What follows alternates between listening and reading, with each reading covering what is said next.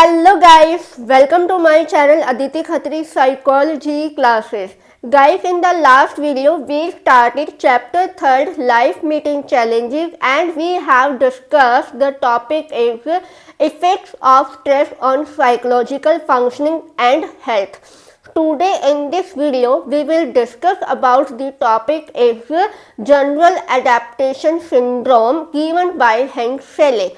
So guys, stay tuned with my video till end and please don't forget like, share, comment and subscribe my channel.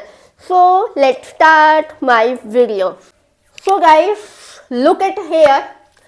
General adaptation syndrome जिसे हम Capitals में gas भी बोलते हैं, ठीक है, given by Hans Selye. Hans Selye एक study करते हैं स्ट्रेस बॉडली रिस्पॉन्स पर कि जब किसी पर्सन को स्ट्रेस होता है तो उसका स्ट्रेस रिस्पॉन्स क्या होगा, मीन्स उसके बॉडली रिस्पॉन्स क्या होगा। तो वे एक स्टडी को कंडक्ट करते हैं लैब के अंदर। उन्होंने कुछ एनिमल्स लिए, उन एनिमल्स को इंसुलिन इंजेक्शन दिए गए, एक्सरेज किए और उन्हें एक हाई टेम्परेचर में रखा।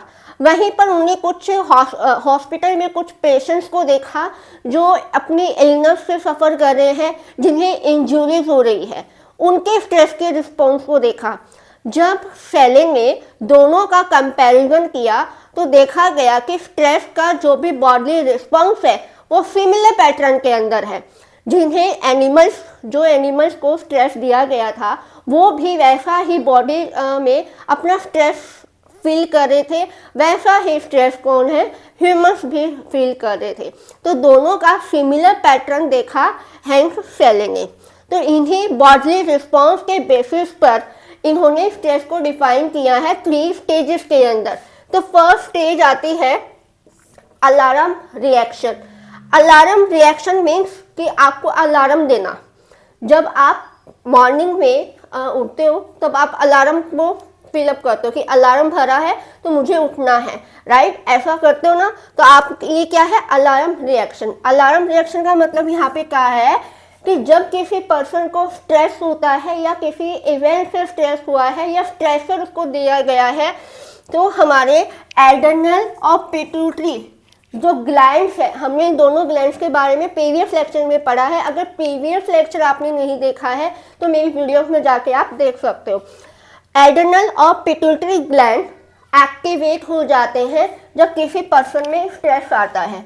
वो एक्टिवेट क्या कहते हैं, हार्मोन को रिलीज करते हैं।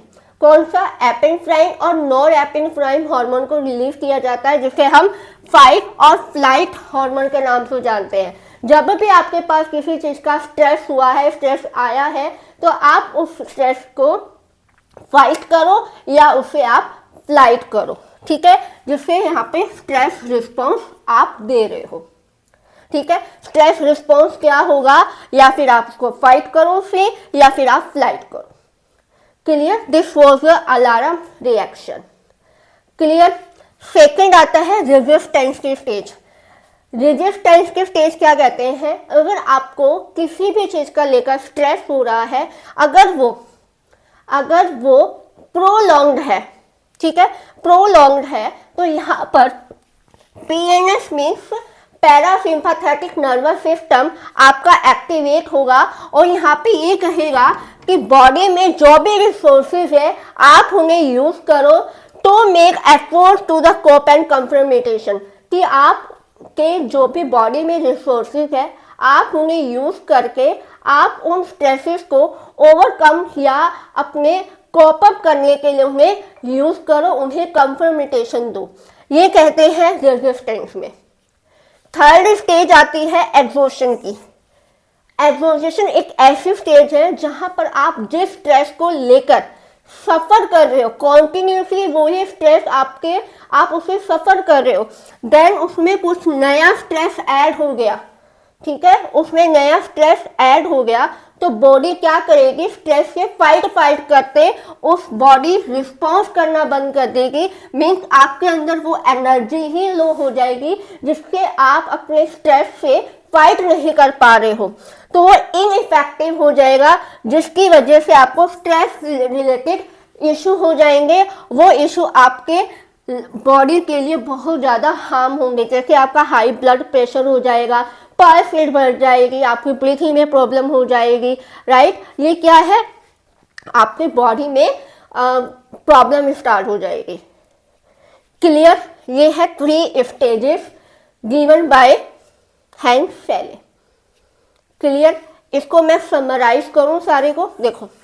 अलार्म रिएक्शन, जब भी किसी पर्सन को स्ट्रेस होता है तो बॉडी के अंदर 2 टाइप के हार्मोन रिलीज होते हैं। कौन से? एड्रेनल और पिट्यूटरी ग्लैंड, वो एक्टिवेट हो जाता है। वो कहते हैं कि आप स्ट्रेस के प्रति रिस्पॉन्स करो, या फिर फाइट हो जाओ, या फिर आप फ्लाइट कर दो, ठीक है। रेजिस्टेंस स्टेज क्या कहती है, जब आपके पास स्ट्रेस आ गया है तो बॉडी के जो भी रिसोर्सेज है आप उनको यूज करो, आप अपने एफर्ट्स लगाओ उनसे कॉप अप करने के लिए। थर्ड स्टेज क्या कहती है, एग्जॉशन की स्टेज कहती है कि जब आपका स्ट्रेस कंटिन्यू लेवल पे चल रहा है और उसमें नया स्ट्रेस भी ऐड हो गया है तो आप बॉडी उसको ड्रेन कर देगी, आपके अंदर वो एनर्जी है वो लो हो जाएगी, जिसकी वजह से उनमें काफ़ी इनएफेक्टिव चीज़ें देखने को मिलेगी। आपको स्ट्रेस रिलेटेड इश्यू हो जाएंगे और हाई ब्लड प्रेशर जैसी प्रॉब्लम आपको फेस करनी पड़ेगी। ये कहते हैं इन 3 स्टेज के अंदर। आई होप हो आपको ये 3 स्टेजेस क्लियर हो गई होगी, राइट। तो नाउ इनके क्रिटिसिज्म भी आते हैं इसलिए मैंने आपसे ये बात कही थी, जितनी भी थ्योरी थेरेपी हम पढ़ रहे होते हैं उनमें अपने क्रिटिसिज्म भी होते हैं, ठीक है। तो क्रिटिसिज्म, लिमिटेशन जो भी आती है आपको पता होनी चाहिए कि ये रिसर्चर ने ये बात बोली है, उन रिसर्चर्स ने ये बात कही है। क्लियर। तो एग्जाम में आपको क्रिटिसिज्म, लिमिटेशन, बेनिफिट्स वगैरह होते हैं वो लिखने होते हैं। क्लियर। सो क्रिटिसिज्म क्या कहते हैं, रिसर्चर्स का कहना है कि जो हैंस फैले की जो भी स्टेजेस बताई है, इन्होंने बॉडी रिस्पॉन्स के बारे में बात की है, इन्होंने बॉडी से रिलेटेड, इमोशनल से रिलेटेड, लेकिन इन्होंने कोई साइकोलॉजिकल फैक्टर को डिफाइन नहीं किया। बहुत ही ज़्यादा वेरी लिमिटेड रोल है साइकोलॉजिकल फैक्टर का। सेकंड, उन्होंने बताया इन्होंने कोई अपेरेजल की बात ही नहीं की है। लजारस की थ्योरी में हमने डिस्कस किया था कि हम अपना कॉग्निटिव मतलब अपने अपेरेजल को यूज करके हम चीज़ों को फाइंड आउट करते हैं, है ना, सर्च करेंगे, प्रॉब्लम को सॉल्व करेंगे, डिसीजंस लेंगे, राइट। इन्होंने ऐसा कुछ भी बात नहीं कही है। तो रिसर्चर इनकी बातों से इतना क्या है, इनके रिसर्च से इतना सेटिस्फाइड नहीं हुए थे। So this was the criticism and this was the general adaptation syndrome model. Clear. I hope so आपको क्लियर हो गया होगा। If you have any doubt ask me in comment section और मैं आपके सारे क्वेश्चन का भी आंसर करूंगी। अगर मेरी वीडियो आपको अच्छी लगती है तो प्लीज़ कमेंट करें और मुझे बताएं कि आपको मेरी वीडियो कैसी लगी। सो गाइस, मिलते हैं हमारी नेक्स्ट वीडियो में नेक्स्ट टॉपिक के साथ। तब तक bye bye, have a nice day.